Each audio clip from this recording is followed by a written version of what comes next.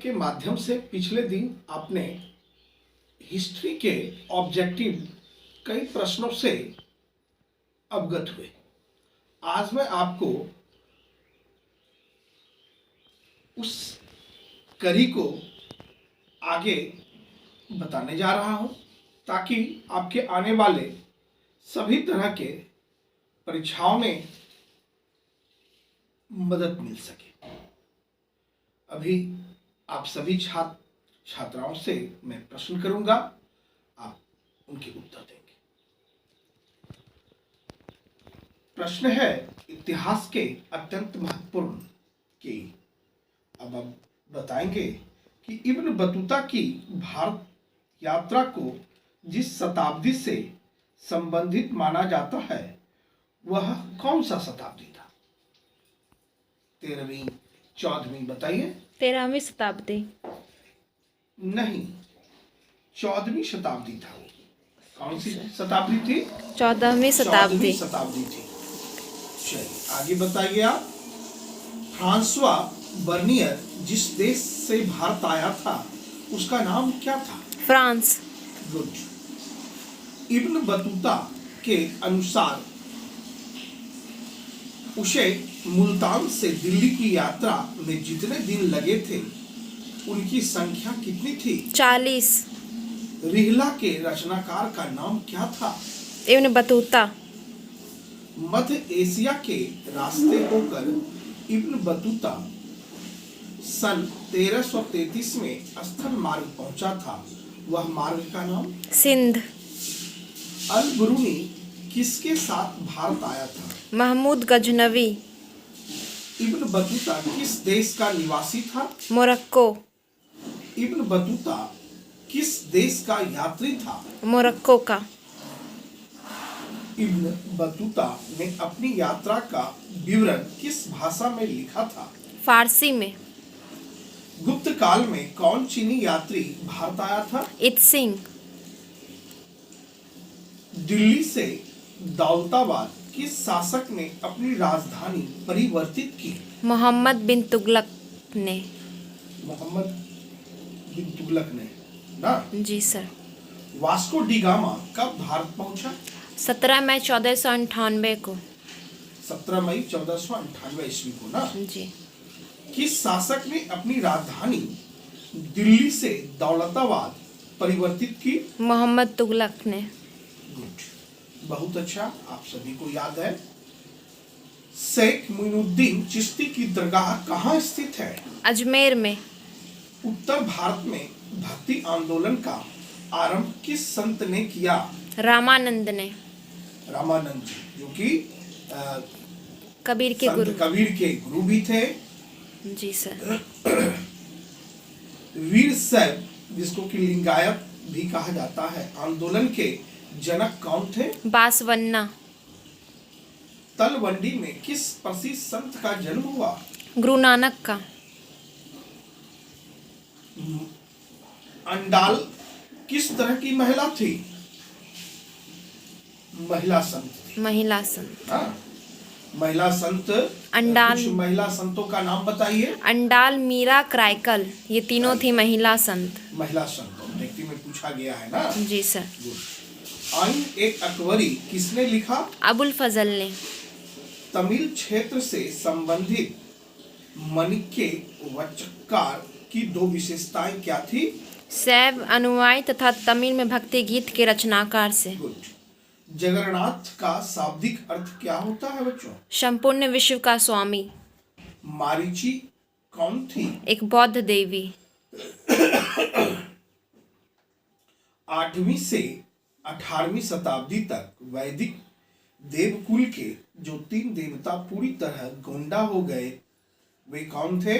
अग्नि, इंद्र तथा सोम। जाति के प्रति अलवार और नए नार संतों का दृष्टिकोण प्रगतिशील था क्योंकि उन्होंने इसके विरोध में आवाज उठाई थी। नल पीरा दिव्य प्रबंध का वर्णन किया जाता है तमिल वेद के रूप में। अंजल का सही परिचय है? वह अलवार स्त्री थी। 10वीं शताब्दी तक जितने अलवार संतों की रचनाओं का संकलन किया गया था उनकी संख्या थी 12। 12। बहुत अच्छा, आप लोगों ने याद कर रखा है। दक्कन में चोल शक्तिशाली बने रहे कब से कब तक?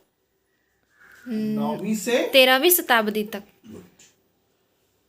बास बन्ना नए आंदोलन के चालक थे। किस आंदोलन के चालक थे वो? ब्राह्मण के। किस आंदोलन के? ब्राह्मण के। ब्राह्मण आंदोलन के। 13वीं शताब्दी में एक नवीन तत्व के रूप में जो इस्लाम धर्मावलंबी बड़ी संख्या में आए वे कौन थे भाई? तुर्क। प्रथम सहस्त्राब्दी में जो व्यापारी समुद्र के रास्ते पश्चिमी भारत में आए वे थे अरब के। इस्लाम का जिस शताब्दी से उदय हुआ वह थी 15वीं शताब्दी। 7वीं शताब्दी। इस्लाम का जिस शताब्दी से उदय हुआ था वह थी 7वीं शताब्दी। जी, 7वीं शताब्दी। आगे बताना है आपको, विजयनगर साम्राज्य की स्थापना किसने की? हरिहर एवं बुक्का ने। यह दोनों भाई था ना? जी सर। गुड। पुर्तगालियों ने गोवा पर कब अधिकार किया? 1510 में। विजयनगर का महानतम शासक कौन था? कृष्णदेव राय। गोपुरम का संबंध किससे है? मंदिरों से। हम्पी किस साम्राज्य से संबंधित है? विजयनगर साम्राज्य से। चोलों की सबसे छोटी प्रशासनिक इकाई कौन थी? उर। हरिहर और बुक्का ने विजयनगर साम्राज्य की स्थापना कब की? 1336 ईस्वी में। विजयनगर शासकों के जो उड़ीसा के समकालीन राजवंश के शासक थे उसका नाम क्या था? गजपति। गुड। होयसलों के राज्य का विकास हुआ था कर्नाटक में। विजयनगर के शासकों ने अपने आप को क्या कहा? राय। विजयनगर पर शासन करने वाला प्रथम राजवंश था संगम गुड वंश। विजयनगर साम्राज्य की अंतिम राजधानी जो तिरुपति के समीप थी वह उसका क्या नाम था भाई? चंद्रगिरी। यवन शब्द जिस भाषा का है वह है संस्कृत का। मान्यता अनुसार अमर शब्द का आविर्भाव संस्कृत के जिस शब्द से हुआ है वह क्या है? समर। फारस के शासक द्वारा अब्दुल रज्जाक को कालीकट फारस के शासक द्वारा अब्दुल रज्जाक को कालीकट जिस शताब्दी में भेजा गया वह कौन सी शताब्दी थी? 15वीं शताब्दी। यात्री बरबोसा का संबंध किससे था? पुर्तगाल से। राजकीय प्रवेश द्वार के लिए कौन सा शब्द सर्वाधिक उपयुक्त रहा? हम्पी। हम्पी। जी सर।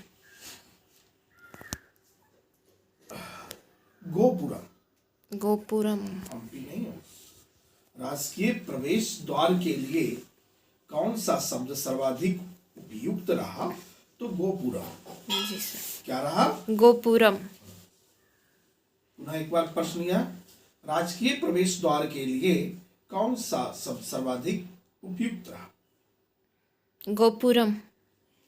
दिल्ली सल्तनत की स्थापना हुई 1206 में। बहमनी राज्य की स्थापना हुई थी 1347 में। उड़ीसा के गजपति राज्य की स्थापना हुई थी 1455 में। 1455 या 35 में। 1435 में। पुनः एक बार स्पष्ट कीजिए, उड़ीसा के गजपति राज्य की स्थापना कब हुई थी? 1435 में। Very good. आइन ए अकबरी कितने भाग में विभक्त थे? 3 भागों में। अकबरनामा की रचना किसने की थी? अबुल फजल ने। आइन ए अकबरी किसने लिखा? अबुल फजल ने।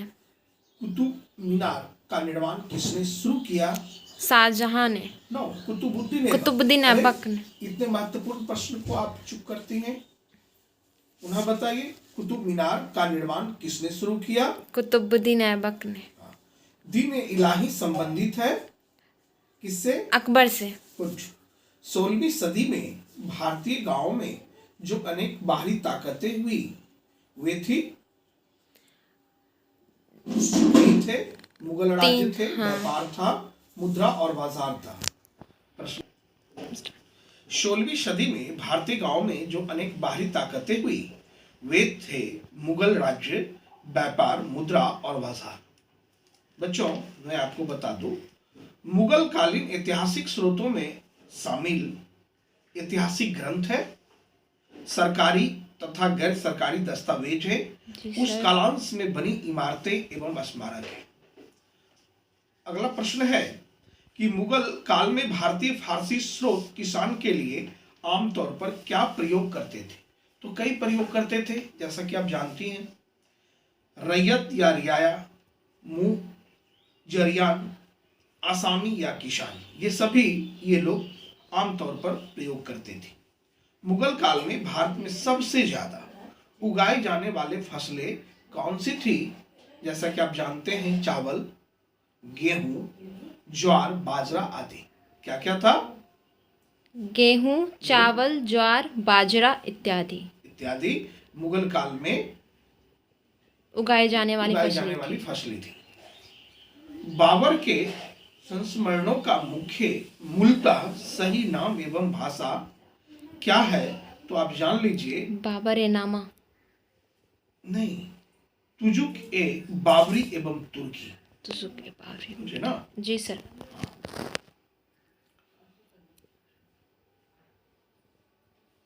आगे है भूखमरी और महामारी। 2600 से 1700 के बीच भारत की आबादी करीब हो गई थी। उस समय, यह अकाल के समय, उस समय की आबादी भारत की क्या थी, उस पर यहाँ पे रिपोर्ट दिया गया है जी कि 5 करोड़ थी भारत की। खरीफ फसल किस ऋतु में होते हैं? यह बड़ा ही आसान प्रश्न है। इसमें उत्तर जो संकलित किया गया है, खरीफ फसल किस ऋतु में है, तो पतझड़ में। कब है? पतझड़ में। रबी फसल किस ऋतु में होती है? तो बसंत में। आईने के अनुसार सिंचाई वाले क्षेत्र में वर्ष में कुल फसलें